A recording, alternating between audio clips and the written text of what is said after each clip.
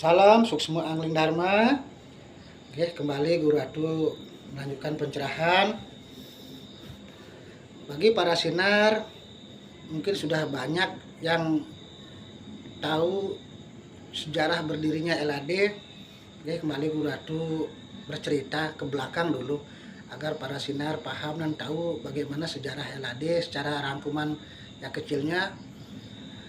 LAD itu lahir dan terbentuk dari keluarga Ratu sendiri secara lahir, yang dimana Guru Atu ya diberikan wahyu, bukan wahyu lagi, diberikan sinar suci, karena Guru Atu bisa seperti ini kan secara lahir sudah pembawaan dari kecil ya, karena dari kecil Guru Atu sudah bisa merasakan tahu tanda-tanda ya sesuatu yang akan terjadi, walaupun Guru Atu tidak ucapkan tapi Ratu sering diberikan ya pertanda-pertanda. Kadang-kadang kan kayak mimpinya ya sesuatu yang bersifat hal-hal yang ke masa lampau.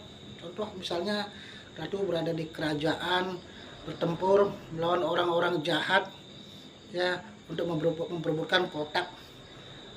Dalam kotak itu ada kitab ya. Sering Guru Ratu bermimpi ya, kayak bermimpi tapi tidak bermimpi ke alam-alam luhur.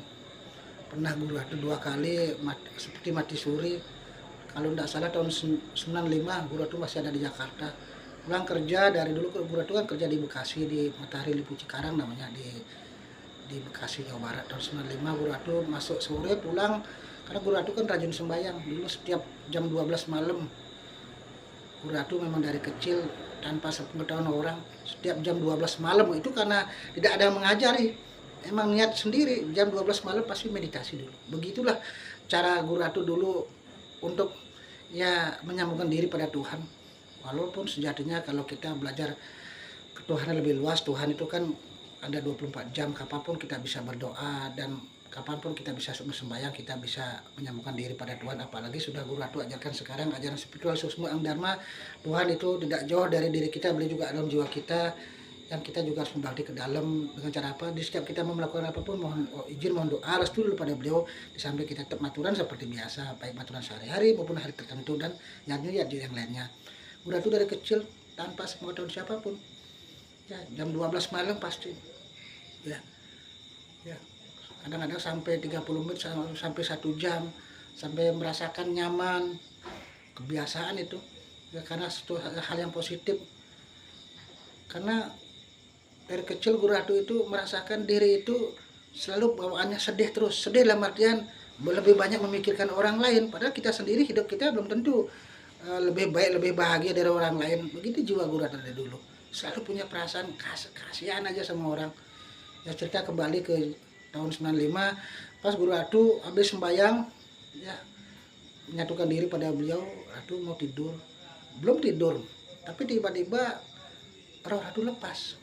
Ratu kaget luar biasa. Tiba-tiba Ratu sudah ada di langit-langit, di awang-awang di atas plafon. Guru Ratu kaget, kok ada di bawah. Guru Ratu dulu kan pakai selimut, kayak di rumah sakit itu hitam putih, ada barbel kecil dulu, ada mini kompo. Dulu Guru Ratu kan tinggal di Bekasi di rumah kakak almarhum ya, bersama ipar di sana juga ya. Tiba-tiba Ratu kaget, kenapa? Tapi badan terasa ringan, betul-betul ringan kayak kapas. Sekejap tiba-tiba Guru Ratu udah lepas dari lubang angin, entah kemana. Tiba-tiba Guru Ratu berada di dalam hamparan ya, pemandangan alam yang sangat hijau, luar biasa ya, luar biasa. Hanya Ratu di sana heran, di mana ini kok begitu luas ya, sejuk dan betul-betul damai. Pokoknya di alam nyata ini sulit mengutarakan kenyamanan di alam sana. Cukup di situ. Tiba-tiba Ratu kembali tiba-tiba sudah di atas tempat tidur lagi, di atas langit-langit, langsung bangun. Kaget Guru Ratu, aduh kemana tadi. Yang kedua juga pernah begitu, sampai ke alam-alam ya, sampai di atas Mekah. Guru Ratu terbang tuh di Mekah, liatin orang tuh cahayanya kedengaran. Pernah juga Guru Ratu tidur ngambang. Kalau Guru Ratu tidak tahan ya terbang, tidur tiba-tiba udah kosong Akhirnya itulah pengalaman-pengalaman pribadi. Di samping Guru Ratu dulu kerja di Matahari, bisa menolong orang, ngobati orang, bisa nerawang orang tanpa belajar, dengan sendirinya bisa ngobati orang. Akhirnya LAD hadir 2007 di keluarga Ratu, memang harus hadir 27 angka 9 umur 32.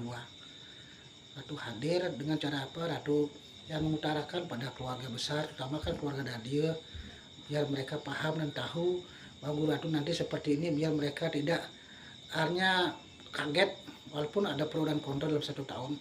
Ya, berapa kali Ratu rembuk, keluarga Dadio hadir, kita hadirkan ke rumah untuk Ratu seperti ini, walaupun dalam 1 tahun memang ada pro dan kontra. Dikira Ratu menyebarkan ajaran sesat atau aliran tertentu. Zaman dulu 2007 kan terkenal banyak aliran sesat, tapi berjalan dengan iringnya waktu, karena kita hal yang kebenaran, akhirnya kita kan sampai sekarang tetap seperti ini. Semua pun akhirnya orang kan menghormati, menghargai apa yang kita lakukan, walaupun tantangan banyak.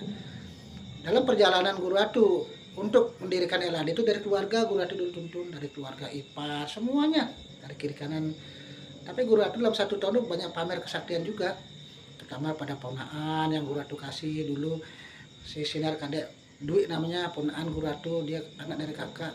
Pernah dia pakai ilmunya Wiro Sableng, dia bawa motor dari tempat tinggal Ratu kos dulu di Mertenadi. Dia dulu ponakan tinggal di Jimbarat, dia bawa motor, silakan Sinar Kadek pakai Wiro Sableng, langsung dia naik motor tuh, tangannya tuh pakai kaki, dia nyampe dia ke Jimbarat. Itu anehnya. Guru Ratu juga banyak dulu pamer 1 tahun. Pamer ini bukan berarti semena-mena karena ingin menunjukkan diri kita sakti, cuman biar orang lain tahu bahwa kita orang yang belajar berserah diri, tidak kelihatan kita orang yang akhirnya menunjukkan religius, tapi kita punya kemampuan. Ya, kadang-kadang dulu di proyek, dulu Ratu kerja di Pila Kendal namanya. Orang proyek tak dudukin ada 7 orang, semua merokok. Rokoknya, asapnya semua tak puter-puter, pada lari semua ketakutan. Ya, kadang-kadang dulu Ratu juga